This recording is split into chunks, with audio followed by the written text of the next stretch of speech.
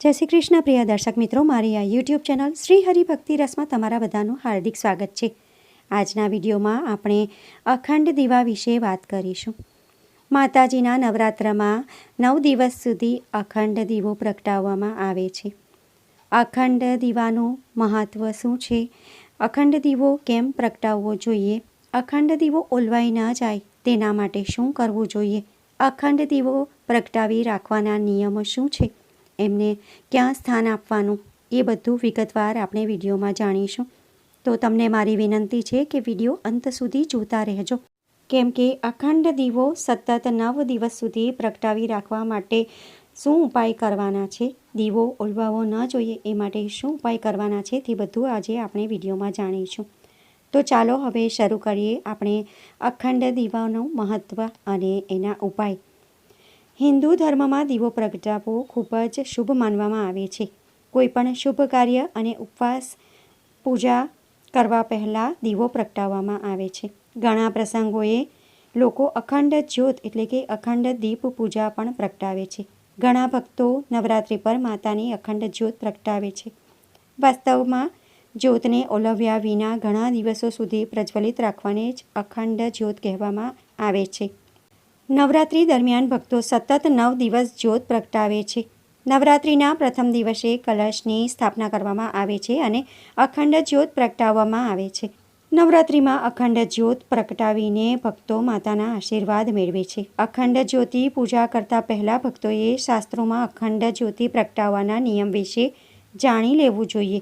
તો ચાલો જાણીએ અખંડ જ્યોતિના નિયમો અને મહત્ત્વ। માન્યતા છે કે અખંડ જ્યોત પ્રગટાવવાથી માતાજી પોતે દીવામાં વિરાજમાન થાય છે, તેથી માતાનું આશીર્વાદ હંમેશા ઘર પરિવારના સભ્યો પર બન્યું રહે છે। જીવનમાં ધન ધાન્યની ખોટ પૂર્ણ થાય છે અને વેપાર તથા નોકરીમાં ઉન્નતિનો સંદેશ પણ આવે છે। અખંડ જ્યોત માત્ર દીવો નથી હોતો, પણ આ ભક્તિનું પ્રકાશ હોય છે। તેથી 9 દિવસ સુધી અખંડ જ્યોત પ્રગટાવવાથી જીવનના અંધકાર દૂર થાય છે। અખંડ જ્યોત પ્રગટાવવાથી ઘર પરિવારમાં સુખ શાંતિ બની રહે છે અને માતા દુર્ગાની કૃપાથી બધા કાર્ય સિદ્ધ થાય છે। નોરતામાં મનોકામના પૂર્ણ કરવા માટે ભક્તોને અખંડ જ્યોત પ્રગટાવવી જોઈએ। અખંડ જ્યોત પ્રગટાવવાથી તમામ પ્રકારના વાસ્તુ દોષ પણ દૂર થાય છે। વાસ્તુ દોષ દૂર થવાથી ભક્તોના સૌભાગ્યમાં વૃદ્ધિ થાય છે અને જીવનમાં સુખ સમૃદ્ધિ આવે છે। પૌરાણિક માન્યતાઓ અનુસાર 9 દિવસ સુધી ચાલતા આ મહાપર્વમાં માતાજીની કૃપા મેળવવાનો સૌથી શ્રેષ્ઠ સમય હોય છે। આ દરમિયાન ભક્ત માતાને પ્રસન્ન કરવા માટે 9 દિવસ સુધી ઉપવાસ રાખતા હોય છે। નવરાત્રિના પહેલે દિવસથી જ કળશ સ્થાપના સાથે અખંડ જ્યોત પ્રગટાવવાનો પણ નિયમ છે। અખંડ જ્યોત પ્રગટાવવા પાછળનું કારણ એ છે કે જે રીતે નાનકડા દીવા વિપરીત પરિસ્થિતિઓમાં પણ પોતાની જ્યોતથી અંધકાર દૂર કરે છે, તેવી જ રીતે આપણે પણ માતાજીની આસ્થાના સહારે પોતાના જીવનનો અંધકાર દૂર કરી શકીએ છીએ। કહેવાય છે કે દીવડાની જ્યોત સામે જપ કરવામાં આવે તો સાધકને 1000 ગણું ફળ પ્રાપ્ત થાય છે। તમામ પૂજા દીપક વગર અધૂરી છે। દીપકનું જ્ઞાન, પ્રકાશ, શ્રદ્ધા અને ભક્તિનું પ્રતીક છે। નવરાત્રિના 9 દિવસોમાં અખંડ જ્યોત પ્રગટાવવામાં આવે છે। તેનો અર્થ એ છે કે આ 9 દિવસોમાં જે દીવો પ્રગટાવવામાં આવે છે તે દિવસ રાત પ્રજ્વલિત રહે છે। માન્યતા છે કે અખંડ દીવો વ્રતની સમાપ્તિ સુધી પ્રજ્વલિત રહે છે। કોઈ પણ શુભ કે માંગલિક કાર્યમાં દીવો જરૂરથી પ્રગટાવવામાં આવે છે। દીવા 2 પ્રકારના હોય છે। એક કર્મદીપ, જે માત્ર પૂજા કરતી વખતે પ્રગટાવવામાં આવે છે, અને બીજો છે અખંડ દીવો, જેને પૂજા કે તહેવાર પૂર્ણ ન થઈ જાય ત્યાં સુધી પ્રગટાવી રાખવામાં આવે છે। જેમ કે નવરાત્રિ, ગણેશ ચતુર્થી કે સત્યનારાયણની કથા દરમિયાન અખંડ જ્યોત પ્રગટાવવાની પરંપરા છે। આ ઉપરાંત ઘણા દેવી દેવતાના મંદિરોમાં અખંડ જ્યોત પ્રગટાવવામાં આવે છે। નવરાત્રિમાં અખંડ જ્યોતિ પ્રગટાવવી ખૂબ જ શુભ માનવામાં આવે છે, જેનાથી ઘરમાં સુખ, શાંતિ અને સમૃદ્ધિ આવે છે અને બધા જ કામ સિદ્ધ થઈ જાય છે। આ ઉપરાંત ઘરનું વાતાવરણ શુદ્ધ થઈ જાય છે। આ અંગે દેવી ભાગવત પુરાણમાં વિસ્તારથી જણાવ્યું છે। હવે આપણે જાણીશું કે કઈ દિશામાં અખંડ દીવાની જ્યોત રાખવી શુભ માનવામાં આવે છે અને કઈ દિશામાં રાખવાથી તમારી સમસ્યાઓ વધે છે। દેવી ભાગવત પુરાણ અનુસાર જ્યારે અખંડ દીવો પ્રગટાવવામાં આવે છે તો ધ્યાન રાખો કે તેની જ્યોત દક્ષિણ દિશા તરફ ન રહે. માનવામાં આવે છે કે આવું કરવાથી 1 વર્ષમાં ઘાત એટલે કે કોઈનું મૃત્યુ થઈ શકે છે. તો દીવાની જ્યોત દક્ષિણ દિશા તરફ ના રાખો. પશ્ચિમ દિશા તરફ અખંડ જ્યોત પ્રગટાવવી શુભ માનવામાં આવે છે. પશ્ચિમ દિશામાં અખંડ જ્યોત રહે તો ઘરમાં સુખ, સમૃદ્ધિ, ધન અને સંપત્તિ આવે છે. દરેક દુઃખમાંથી મુક્તિ મળે છે.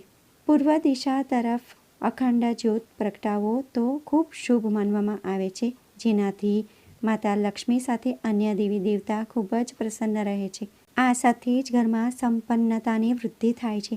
દરેક ક્ષેત્રમાં સફળતા મળવા સાથે ધન અને ધાન્યમાં વૃદ્ધિ થાય છે. ઉત્તર દિશામાં અખંડ જ્યોત રાખવાનું પણ શુભ માનવામાં આવ્યું છે. જો કોઈ ઘરમાં ઉત્તર દિશામાં અખંડ જ્યોત પ્રગટાવવામાં આવે તો આયુષ્યમાં વધારો થાય છે, સાથે જ અકાળ મૃત્યુનો ભય પણ ટળે છે અને ઘરમાં ધનની પ્રાપ્તિ થાય છે. હવે આપણે અખંડ દીવાના નિયમો જાણી લઈએ. જ્યારે આપણે અખંડ દીવો પ્રગટાવીએ છીએ ત્યારે મંત્ર જપ સાથે પ્રગટાવવો જોઈએ. નવરાત્રિમાં અખંડ જ્યોત પ્રગટાવવા પહેલાં માતા દુર્ગાની જ્યોત પ્રગટાવવાના સંકલ્પ લેવો જોઈએ. તેને પૂર્ણ કરવા માટે માતાના આશીર્વાદ લેવા જોઈએ. મા દુર્ગા, ભગવાન ગણેશ અને શિવજીની પૂજા સાથે દીવો પ્રગટાવવો. દીવો પ્રગટાવતી વખતે ઓમ જયંતી મંગલાકાલી ભદ્રકાલી કૃપાલિની દુર્ગા ક્ષમા શિવધાત્રી સ્વાહા સ્વાહા નમો અસ્તુ તે મંત્રનો જાપ અવશ્ય કરો. અખંડ દીવો રાખવાના નિયમો. અખંડ દીવો પાછટ પર લાલ કપડું પાથરીને રાખવો જોઈએ. જો તમે તેને જમીન પર રાખી રહ્યા છો તો તેના માટે ખાસ નિયમોનું પાલન કરવું જોઈએ. તમને દીવા જમીન પર રાખવાથી પહેલાં અષ્ટદળ બનાવવા જોઈએ. અષ્ટદળ તમે પીળા ચોખા અને ગુલાબથી બનાવી શકો છો. દીવાની દિવેટના નિયમો. અખંડ દીવાની દિવેટ હંમેશા નાળા છડીની બનાવેલી હોવી જોઈએ. નાળા છડીથી સવા હાથની દિવેટ બનાવવી જોઈએ. નાળા છડીની દિવેટ 9 દિવસ સુધી પ્રગટવી જોઈએ. તેથી ભૂલથી પણ તેને ઓલવવા ન દેવું જોઈએ. આવી પરિસ્થિતિમાં આ જ્યોત ખંડિત થઈ જાય છે. શુદ્ધ ઘીની જ્યોત પ્રગટાવવી જોઈએ. અખંડ જ્યોત પ્રગટાવવા માટે શુદ્ધ દેશી ઘીનો ઉપયોગ કરવો જોઈએ. પણ જો તમારી પાસે ઘી ન હોય તો તમે કોઈ બીજું ઘી કે તલના તેલમાં કે સરસવના તેલથી પણ જ્યોત પ્રગટાવી શકો છો. અખંડ જ્યોત માતાની જમણી બાજુએ રાખવી શુભ છે. જો કે તેલ જ્યોત માતાની ચોકીની ડાબી બાજુ રાખવી જોઈએ. અખંડ જ્યોત માટે પિત્તળનો દીવો વાપરવો. જો તમારી પાસે પિત્તળનો દીવો ન હોય તો તમે માટીનો દીવો વાપરી શકો છો. જ્યાં તમે અખંડ દીવો પ્રગટાવવાના હોય એ સ્થાનને એકદમ સ્વચ્છ કરી દેવો અને બાજોઠ પર લાલ કપડું પાથરીને ત્યાં તમારે દીવો પ્રગટાવવો. આ સ્થાનને અગ્નિદેવનું સ્થાન કહેવામાં આવે છે, એટલે કે અગ્નિદેવનું સ્વામી કહેવામાં આવે છે. તમારે અખંડ જ્યોતથી બીજા દીવા પ્રગટાવવા ન જોઈએ. આમ કરવું અશુભ ગણાય છે. નવરાત્રિ દરમિયાન ઘરના સભ્યોએ અખંડ જ્યોતિનું ખાસ ધ્યાન રાખવું જોઈએ. તેના માટે પર્યાપ્ત પ્રમાણમાં ઘી અને તેલ નાખતા રહેવું જોઈએ. હવે આપણે દીવો ઓલવાઈ જાય તો શું કરવું તે જાણીશું. જો 9 દિવસની અંદર અખંડ જ્યોત ઓલવાઈ જાય તો માતા દુર્ગાની માફી માંગવી અને ફરીથી દીવો પ્રગટાવવો જોઈએ. શારદીય નવરાત્રિના 9 દિવસ પૂરા થાય પછી દીવાને ઓલવવા માટે ફૂંક ન મારવી. આવું કરવું અશુભ ગણાય છે. દીવો જાતે જ ઓલવવા દેવો જોઈએ. તો ભક્તો, આજના વિડીયોમાં આપણે અખંડ દીવાનું મહત્ત્વ શું છે એ જાણ્યું. દીવાના નિયમો જાણ્યા. દીવો પ્રગટાવી રાખવા માટે શું કરવું જોઈએ એ પણ જાણ્યું. અને દીવો ભૂલથી ઓલવાઈ જાય તો એના માટે શું ઉપાય કરવાના એ પણ આપણે જાણ્યું. આશા કરું છું કે આજનો વિડીયો તમને પસંદ પડ્યો હશે. જો તમને મારો વિડીયો પસંદ પડ્યો હોય તો મારા વિડીયોને લાઇક કરજો અને બીજા બધા લોકો સુધી વિડીયોનો પ્રચાર કરજો, જેથી બીજા લોકો પણ અખંડ દીવાના મહત્ત્વ વિશે જાણી શકે અને ઉપાય કરી શકે. કમેન્ટમાં જય દુર્ગામાં, જય અંબેમાં જરૂરથી લખજો. ચેનલ પર નવા છો તો શ્રી હરિભક્તિ રસને સબસ્ક્રાઈબ કરી લેજો. બાજુમાં ઘંટીનું નિશાન આવે તો એના પર ક્લિક કરી અને બધા પર ક્લિક કરજો, જેથી મારા આવનાર વિડીયોનો તમને સંદેશો મળતો રહે. ફરી મળીશું એક નવા વિડીયો સાથે. ત્યાં સુધી બધા ભક્તોને જય અંબેમાં, જય દુર્ગામાં. વિડીયો જોવા માટે ધન્યવાદ.